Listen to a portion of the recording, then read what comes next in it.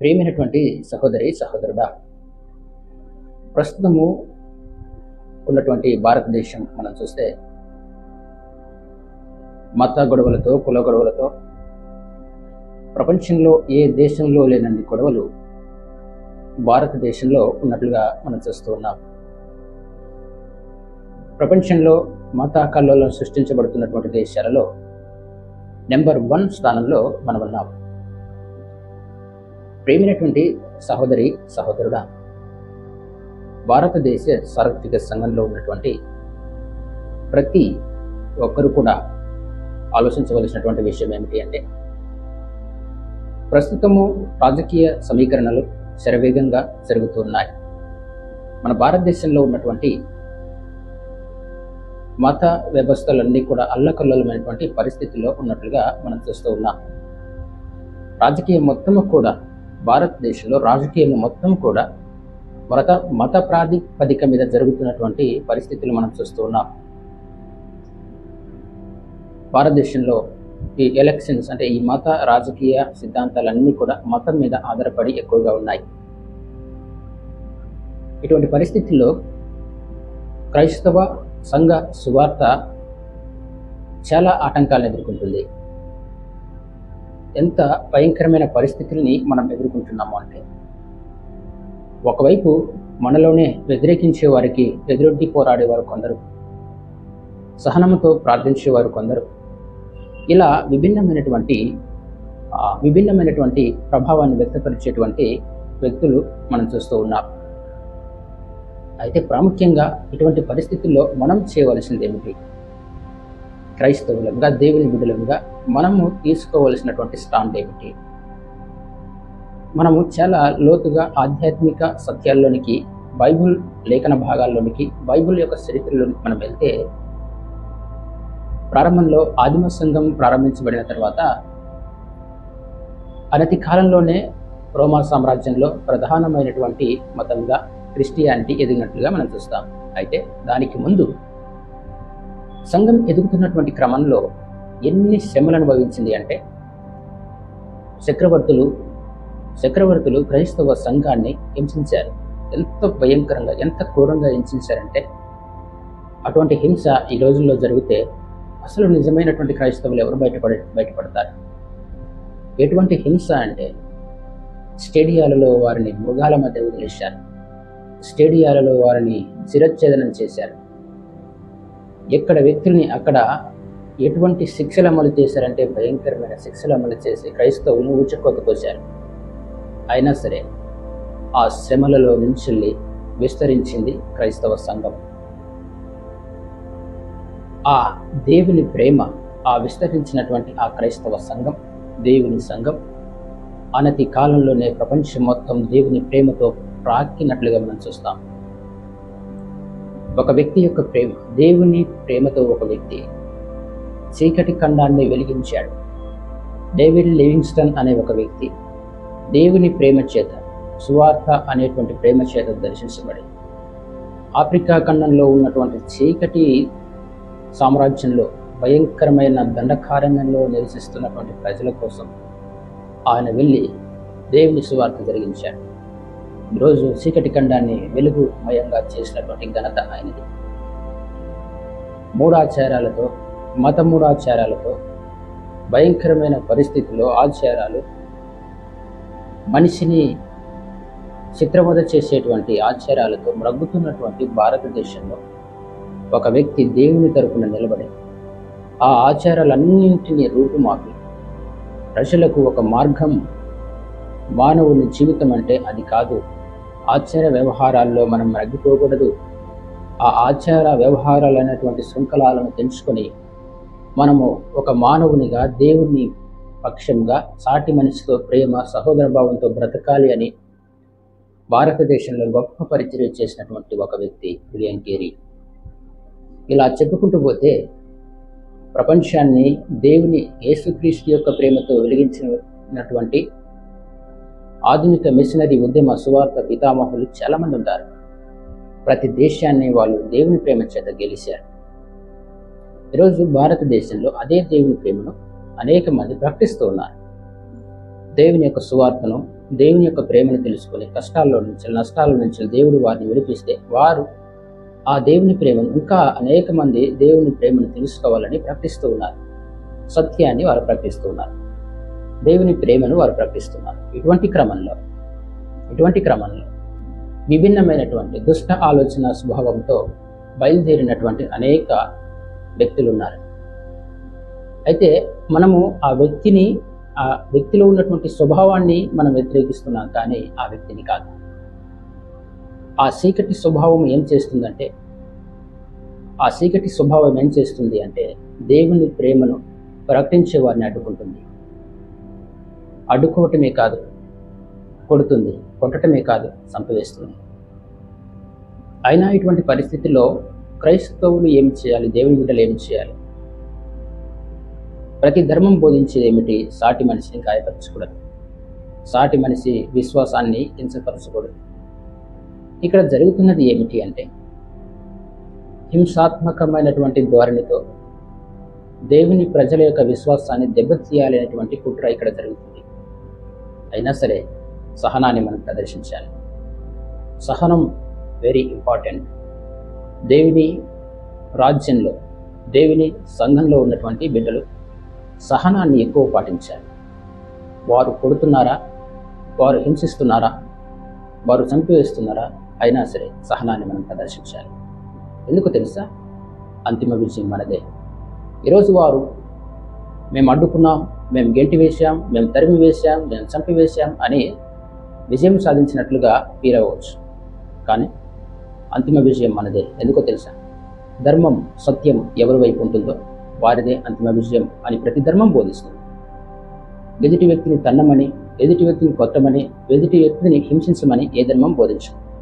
ముఖ్యంగా క్రైస్తవ ధర్మం అనేది సాటి వ్యక్తిని ప్రేమించమని, నేను హింసిస్తున్న వాడిని కూడా ప్రేమించమని, నిన్ను చంపుతున్న వాడిని కూడా ప్రేమించమని క్రైస్తవ ధర్మం బోధిస్తుంది. ఇదే సహనాన్ని మనం పాటించాలి. ఎవరు ఎంత అడ్డుకట్ట వేసినా చీకటి శృంఖలాలను తెంపుకుంటూ దేవుని యొక్క సువార్త ప్రకటించబడటం సాధ్యమే. దేవుని యొక్క శక్తితో దేవుని యొక్క సువార్త భారతదేశంలో ప్రకటించబడటం సాధ్యమే. దీనిని అడ్డుకోవటం ఎవరి వలన కూడా కాదు. ఆదిమ కాలంలో ప్రపంచంలోనే అతి గొప్ప సామ్రాజ్యమైనటువంటి రోమా సామ్రాజ్యం క్రైస్తవ సంఘాన్ని రూపుమాపాలని ప్రయత్నించింది. నామ రూపాలు లేకుండా చేయాలని ప్రయత్నించింది. అయినా అంత గొప్ప సామ్రాజ్యము రోమా చక్రవర్తి అంటే అత్యంత బలమైన సైనిక వ్యవస్థ, ఆర్థిక వ్యవస్థ కలిగినటువంటి చక్రవర్తి వల్ల కూడా కాలేదు. ఎందుకంటే దేవుని ప్రజల పక్షాన పోరాడేది ఈ సర్వలోకాన్ని సృష్టించినటువంటి దేవాది దేవుడైనటువంటి దేవుడు. ఆయన మీద ఎదురొడ్డి ఆయన ప్రజల మీద విజయం సాధించాలని కలలుగనటం కేవలం శూన్యమే. ఫరో ఇశ్రాయేలును అణిసివేయాలని ప్రయత్నించాడు. కానీ దేవుని బిడ్డలను అణిసివేయటం ఎవరి తరం కూడా కాదు. దేవుని సువార్తను ఆపటం కూడా ఎవరి తరం కాదు. ఇక్కడ మనం గమనించవలసినటువంటి విషయం ఏమిటంటే మనము సహనాన్ని మనం ప్రదర్శించాలి. మోషే మిక్కిలి సాత్వికుడు, మిక్కిలి సహనాన్ని ప్రదర్శించినటువంటి వ్యక్తి.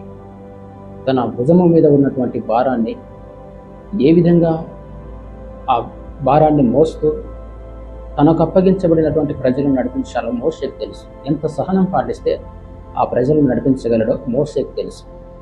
అదేవిధంగా క్రైస్తవ సువార్తను ఎదురవుతున్నటువంటి సవాళ్లను, ఎదురవుతున్నటువంటి విపత్కరమైన పరిస్థితులను ఎంత సహనముతో దేవుని యందు ప్రార్థనా శక్తితో ఎదుర్కొనగలమో అంతగా మనము విజయాన్ని మనం సాధిస్తాం.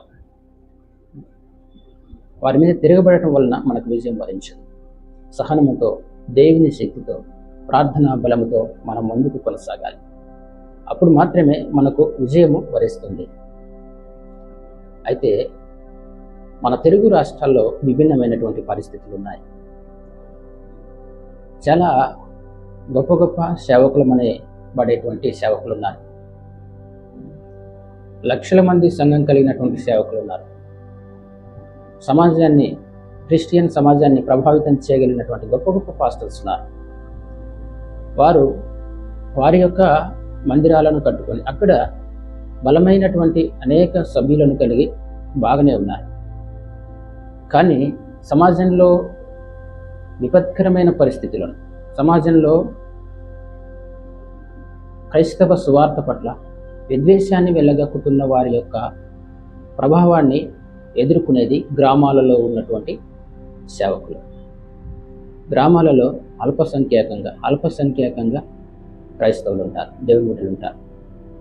వారు ఎక్కడికి సువార్తకు వెళ్ళినా, లేకపోతే ఎక్కడికి దేవుని గురించి ప్రకటించాలి వెళ్ళినా వ్యతిరేకతను ఎదుర్కొంటున్నారు. ఆధ్యాత్మిక బలం వారికి సపోర్ట్ కావాలి, ప్రార్థన సపోర్ట్ కావాలి, అదేవిధంగా ఆర్థిక సపోర్ట్ కూడా కావాలి. మీటింగ్ పెట్టితే ఆ మీటింగ్లో లాభాదేవీల కొరకే చూస్తున్నారు, కానీ ధనాన్ని వెచ్చించి గ్రౌండ్ లెవెల్లో దేవుని యొక్క సువార్త పరిచర్య జరగాలి. వారికి ప్రార్థన సపోర్ట్ మనకివ్వాలి, వారికి ప్రార్థన సపోర్ట్ మనం ఇవ్వాలి. అదేవిధంగా ఆర్థికమైనటువంటి సపోర్ట్ అవసరమైతే ఆర్థిక సపోర్ట్ కూడా మనం ఇవ్వాలి. మన గ్రామాలలో గొప్ప పరిచర్య జరగాలి. పట్టణాలలో ఎంత పరిచర్య జరుగుతుందో గ్రామాలలో కూడా అదేవిధంగా పరిచర్య జరగాలి.